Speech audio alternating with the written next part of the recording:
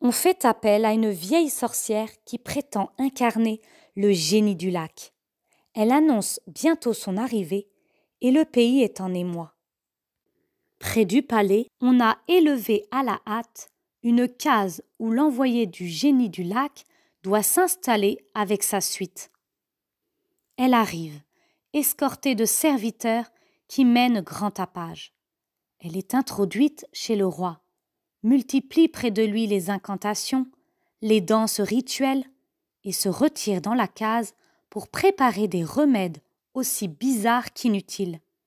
Pendant son séjour, nul n'est rassuré, car on se demande ce que va décider le génie par la bouche édentée de son porte-parole. Il pourrait fort bien, pour guérir le roi, réclamer le cœur de celui-ci ou les oreilles de celui-là. Les pères qui connaissent les coutumes du pays se savent les plus en danger, ce qui ne les empêche pas, comme chaque jour, de demander à voir le roi. Mais naturellement, on ne les laisse pas approcher. Enfin, la sorcière se retire. Une autre est appelée, fait elle aussi un grand vacarme et s'en va comme elle était venue, laissant le malade fatigué par tout ce tintamarre. N'éprouvant aucune amélioration, au contraire, Tessa se fâche, envoie promener génie et sorcière, et un matin, au petit jour, délègue un esclave à la mission pour demander au père Lourdel de venir le voir. Le père, à ce moment, est lui-même très mal en point. Il se relève à peine d'un violent accès de fièvre. Va-t-il répondre par un refus à celui qui, la veille, lui a fermé sa porte après lui avoir retiré sa confiance et fait l'affront de lui préférer les sorcières? Non, Mapera ne pense pas un instant à une aussi mesquine vengeance. Il ne tient pas compte non plus de sa propre faiblesse. Pouvant à peine se soutenir, il se rend immédiatement au palais où le roi l'accueille avec de grandes démonstrations de joie. « Te voilà, alors je vais guérir. » Le médecin improvisé n'a pas beaucoup de peine à trouver la cause du mal que le vacarme, les simagrées et les drogues saugrenues des sorcières n'ont fait qu'empirer. La petite pharmacie des missionnaires contient les remèdes nécessaires. Pendant plusieurs jours, le père se tient près du roi et le soigne. L'effet est extraordinaire. Tessa va de mieux en mieux. Dans sa joie, il réunit ses ministres et toute sa cour, et leur montrant son infirmier bénévole, il dit « Voilà Mapera qui m'a guéri. » Et pour prouver qu'il a retrouvé ses forces, il pousse des cris terribles. Tout le monde entoure le père et l'appelle le sauveur de l'Ouganda. Tessa offre alors au père Lourdel de choisir lui-même sa récompense. Pour prix de ses soins, il est prêt à lui donner des bœufs, de l'ivoire, des terrains, des esclaves. « Nous ne sommes pas venus pour manger le pays, » réplique le missionnaire. « Puisque Dieu a permis que je te guérisse, permets-moi seulement de parler librement de lui dans tes états. » Le roi et les grands sont très étonnés d'un tel désintéressement auquel ils ne sont certainement pas habitués. Les capacités médicales du père Lourdel devaient être mises à l'épreuve en une occasion plus délicate encore. On avait annoncé la prochaine visite de la Namazolé, nom donné en Ouganda à la reine-mère. Grand événement, car la Namazolé ne se déplace pas souvent. Tout un cérémonial est prévu pour la recevoir. La mère et le fils ne doivent ni se parler ni se regarder. Ce qu'ils ont à se dire est transmis de proche en proche et arrive parfois bien déformé à son destinataire. Naturellement, la réception s'accompagne de chants, de danses, de dégustations de vin de banane. Tout cela fatigue sans doute la Namazolé, déjà très âgée. Elle tombe malade et en dépit des amulettes dont elle est couverte et des sorcières qui l'escortent, son mal empire. Le roi envoie chercher le père Lourdel. Celui-ci est bien embarrassé. Il se rend compte qu'il ne peut rien pour la vieille femme qui est arrivée au terme de sa vie, et la situation du médecin blanc est délicate. « Si la Namazolé meurt alors que le roi l'a confiée aux soins de Mapera, le prestige des missionnaires va en souffrir. La Providence veillait. La reine-mère, de son côté, a fait appeler son sorcier favori. Il déclare qu'il faut, d'abord, éloigner tous les gens vêtus à l'européenne qui empêcheraient les charmes d'agir. Après quoi, il guérira la malade. Le père Lourdel est chassé comme les autres. Aussi, lorsque le lendemain la Namazolé meurt, il ne peut être mis en cause. Ce n'est pas pour exercer la médecine que les pères blancs sont venus en Ouganda. Il y a là pour eux qu'un moyen d'approcher les indigènes et de gagner leur confiance pour les amener peu à peu au vrai Dieu. De ce côté, les choses ne semblent guère avancer. Certes, le roi se montre très aimable et ne peut plus se passer de son ami Mapera, mais l'espoir de sa conversion se fait de plus en plus mince, car il n'a pas le courage de renoncer à sa vie païenne. Suivant l'usage du pays, il a de nombreuses femmes et il lui paraît dur de n'en conserver qu'une seule. Il marchande. « Ne pourrais-je au moins en garder 2 ?» demande-t-il au père. D'autre part, les dignitaires de sa cour, craignant de perdre leur place, s'opposent à sa conversion. Eux non plus ne sont pas du tout décidés à renoncer à toutes leurs femmes pour se faire chrétiens. Plusieurs sont partisans de l'esclavage, ce qui est un obstacle de plus à vaincre. Tantôt, Tessa laisse entendre qu'il va se faire catholique, tantôt il revient aux pratiques païennes. La vérité est qu'il n'est ni très franc, ni très courageux, et qu'il cherche surtout son intérêt. Soudain, coup de théâtre. Le roi proclame qu'il va se faire musulman et décrète que l'islam sera désormais la religion officielle dans son État. Le coup est dur pour les missionnaires dont la situation va devenir difficile. Leurs efforts, leurs sacrifices, auraient-ils été vains ? Non, le travail du père Lourdel et de ses compagnons en Ouganda n'aura pas été vain. Si le roi et les grands hésitent et reculent de jour en jour leur conversion, certains de leurs sujets sont plus dociles à la grâce. Plusieurs Baganda, parmi les plus humbles et les plus pauvres, demandent à être instruits dans la religion des pères et à recevoir le baptême. Leur bonne volonté, leur générosité sont telles que les missionnaires en sont émerveillés. 2 jeunes catéchumènes ont été condamnés à mort, l'un pour une faute légère, l'autre pour un crime qu'il n'a pas commis. Une seule chose les inquiète, mourir sans baptême. Au lieu de chercher à s'échapper, ils accourent à la mission et supplient les pères de les baptiser, ce qui leur est accordé. Par extraordinaire, l'un est gracié. L'autre, sachant le supplice qui l'attendait, avait choisi le nom de Laurent. Brûlé à petit feu, il meurt en priant et en pardonnant à ses bourreaux. Les grands ne voient pas d'un bon œil ces conversions. Ils sont vexés et humiliés que leurs serviteurs les dépassent sur le chemin de la religion, bien qu'ils n'aient pas le courage de les imiter. Les catéchumènes sont de plus en plus nombreux. Ils se font apôtres près de leurs camarades et commencent même à leur apprendre chez eux les prières et les éléments de la religion que les pères leur ont enseignés. Le père Lourdel a la joie de pouvoir racheter quelques petits esclaves, jeunes enfants qui, à force de mauvais traitements, n'avaient plus que la peau sur les os. Ces orphelins vont devenir une de ses œuvres de prédilection. Cependant, par suite des mauvaises dispositions du roi et de diverses autres circonstances, les missionnaires se rendent compte qu'il serait préférable de s'éloigner momentanément de l'Ouganda. Ils partent avec les orphelins et retournent à Kageye au sud. De là, ils explorent le pays environnant et trouvent un accueil sympathique près du chef Kaganga et du terrible roi Mirambo, dont le nom signifie « faiseur de cadavres ». Le père Lourdel conduit ses enfants à Tabora, mission assez éloignée où les pères blancs ont un orphelinat. Ces voyages se font dans des conditions pénibles. Tantôt, il faut traverser un terrain marécageux où les ânes s'embourbent. Tantôt, les flèches volent de toutes parts, car 2 tribus sont en guerre.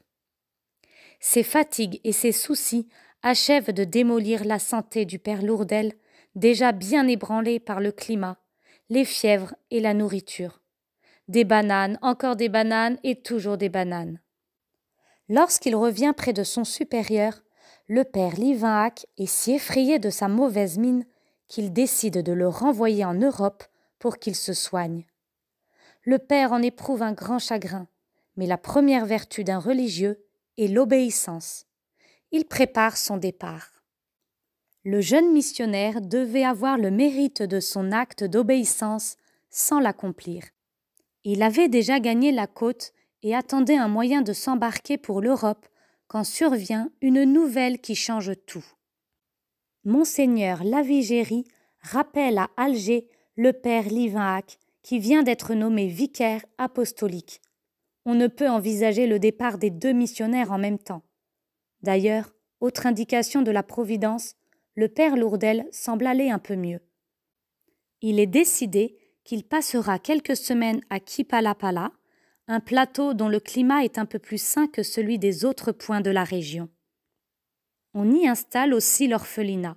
Ainsi, quand la maladie lui laisse un peu de répit, le père peut encore s'occuper de ses chers enfants. Du reste, même au plus fort de ses accès de fièvre, il parle, dans son délire, de l'Ouganda, de ses amis de là-bas, de ses premiers baptisés. Il voudrait les rejoindre. Eux non plus ne l'ont pas oublié. La preuve en est qu'on voit arriver à Kipalapala des jeunes noirs de race Baganda. « Mapera, disent-ils, nous avons su que tu étais ici. Nous sommes venus, nous ne pouvons plus vivre sans prêtre. » Ils ont quitté leur case et leur famille, fait le sacrifice de tout ce qui leur appartenait pour pouvoir pratiquer librement leur religion, apprendre à la mieux connaître et recevoir les sacrements. Ils apportent de l'Ouganda des nouvelles très émouvantes. Les néophytes s'y sont multipliés, les premiers ayant fait boule de neige. Ils se réunissent pour prier comme les pères le leur avaient appris. Au cours d'une épidémie de petite vérole qui a ravagé le pays, 80 d'entre eux ont été atteints. Au lieu de se sauver par crainte de la contagion, comme les païens, leurs frères chrétiens les ont soignés avec dévouement et les ont baptisés avant leur mort. Dès qu'ils se sentent assez forts, le père Lourdel se rend à quelque distance à Djioué-la-Singa, où il est question d'installer un nouveau poste de mission. Le père qui doit le rejoindre est retenu au loin. Pendant 3 mois, il reste seul dans une pauvreté absolue. Il n'a même pas de montre.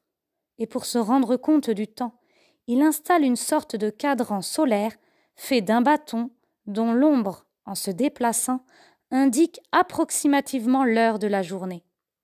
La vraie patrie de son cœur et de son apostolat reste l'Ouganda. Hors de là, il se considère comme un exilé. Il fait dire à ses chrétiens de Rubaga de prendre patience, de l'attendre avec confiance. Dans cet exil, lui arrive la nouvelle de la mort de Tessa, le roi. Son successeur est un de ses fils, Mwanga, qui paraissait favorable à la religion. Ne serait-ce pas l'occasion de retourner là-bas ? Le père le demande à ses supérieurs avec le secret espoir qu'ils répondront oui. Il est décidé que le père Lourdel retournera en Ouganda où 2 de ses confrères le rejoindront. Le voilà donc de nouveau en route. C'est la saison des pluies, les rivières débordent.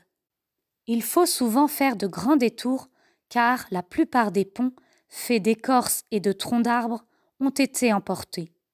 Les herbes très hautes sont imbibées comme des éponges. Le père écrit « Pour se défendre contre une pareille humidité, il faudrait avoir des quêtres jusqu'au chapeau. » En d'autres endroits, la végétation est constituée par des lianes si enchevêtrées qu'elles s'accrochent aux jambes du promeneur qui ressemble bientôt à une mouche empêtrée dans une toile d'araignée. Il y a aussi les fourmis qui se déplacent en essaim comme les abeilles, se glissent sous les vêtements. Le malheureux voyageur prend la fuite en poussant des cris et en agitant les mains et les pieds, sans savoir par où commencer pour se débarrasser. Le père Lourdel supporte tous ses désagréments, ses fatigues et ses dangers avec allégresse. Il est si heureux à la pensée de rentrer dans son cher Ouganda et de revoir ses premiers chrétiens. Le voici sur le bord du lac qu'il va falloir traverser. Mais qu'est-ce que ce groupe de barques qui semble s'avancer à sa rencontre?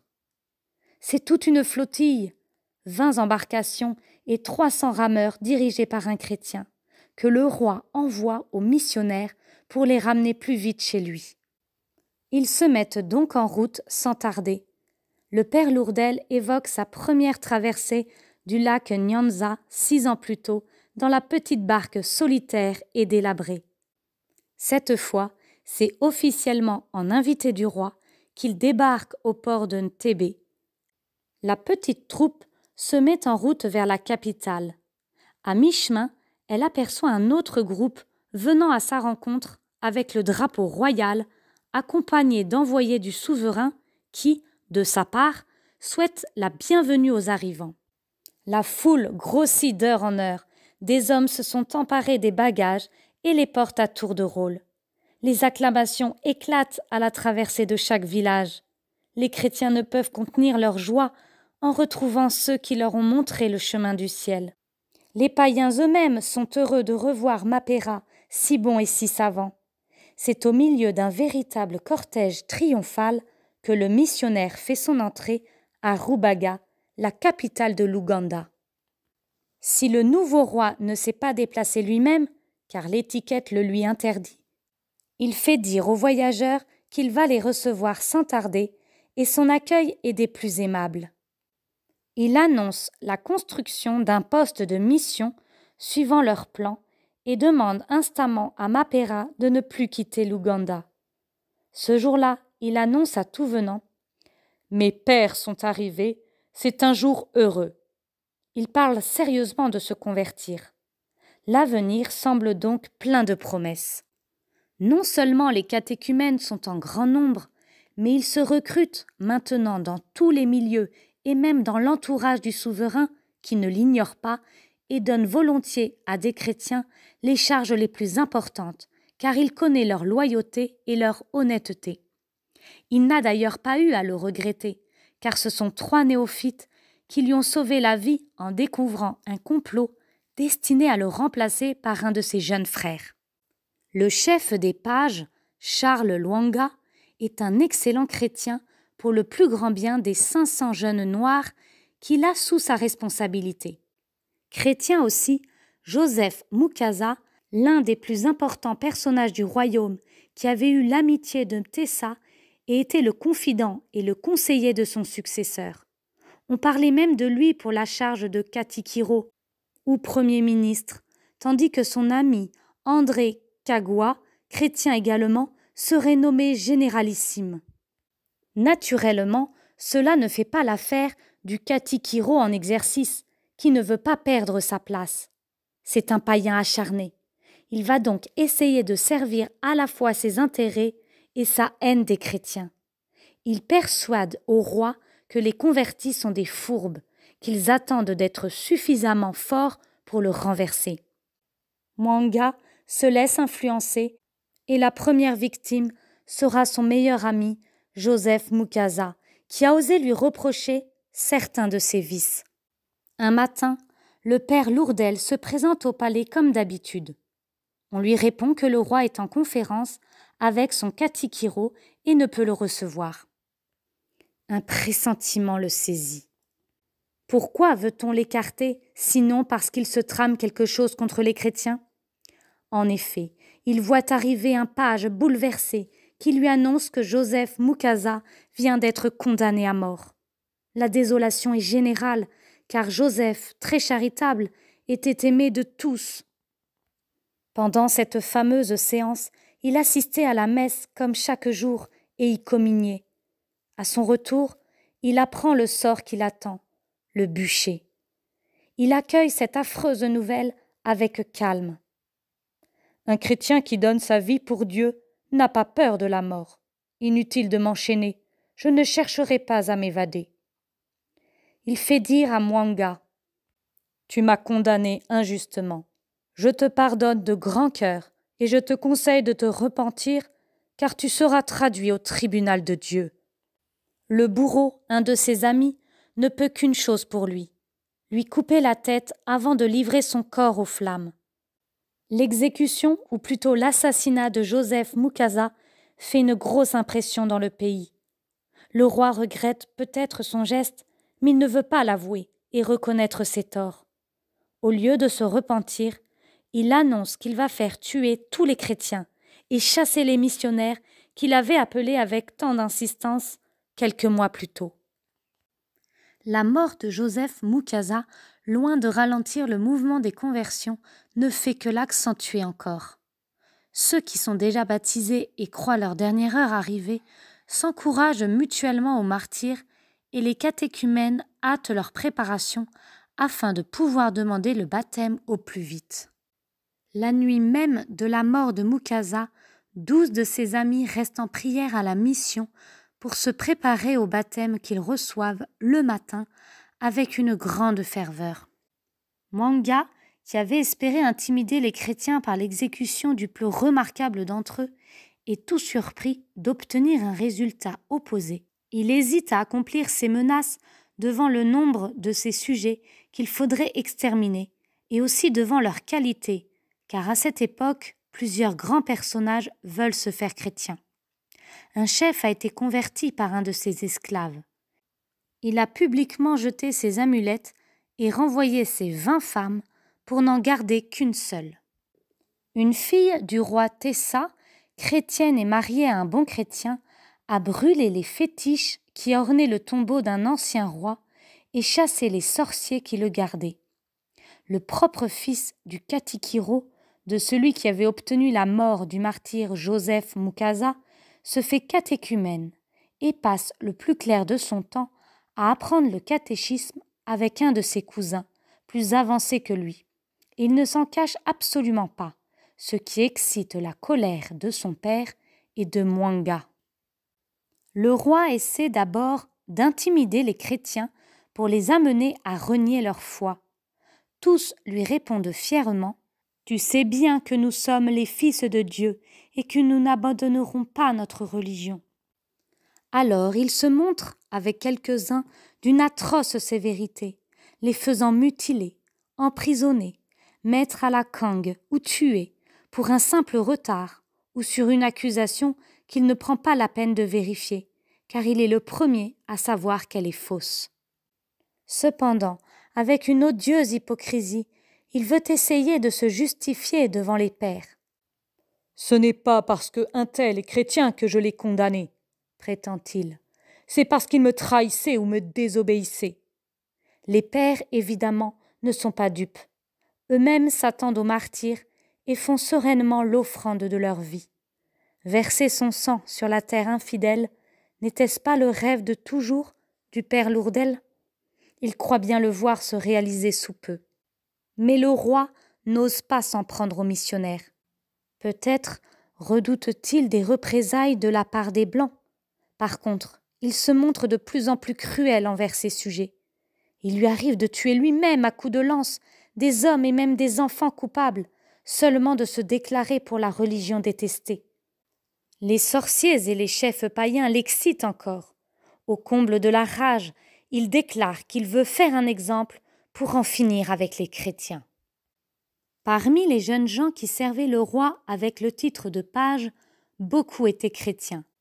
Et leur chef, Charles Lwanga, s'était fait leur ange gardien, veillant à leur éviter les occasions de péché, les instruisant, les encourageant.